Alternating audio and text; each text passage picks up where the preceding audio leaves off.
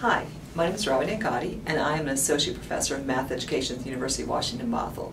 I come from a background where I grew up academically in Eastern North Carolina. I got my undergraduate at East Carolina University and my master's degree. And then I was a high school teacher in rural Eastern North Carolina at D.H. Conley High School for about a decade. And then I went back to get a PhD in math education at NC State University with a minor in statistics.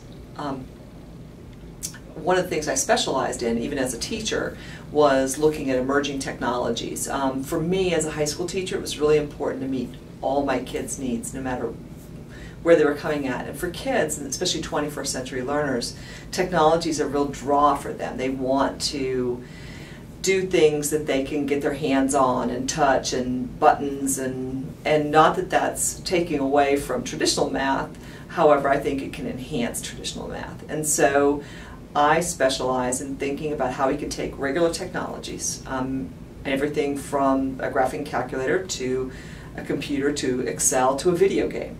And I think about how I can repurpose some of that for classroom activities. And then just recently we've created a new piece of software that will allow me to actually touch math kinesthetically. So things like graphs and tables and equations now can come alive with my body movements, using full body motion sensors to actually control parameters of equations.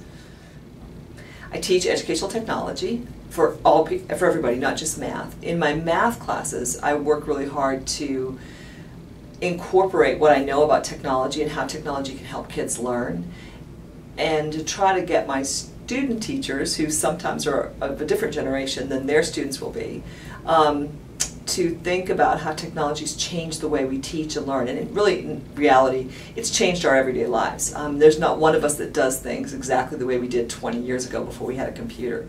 And so that's the point. If it's changed our everyday lives, then why hasn't it changed educational classrooms? Because classrooms still kind of look like they did 20 years ago.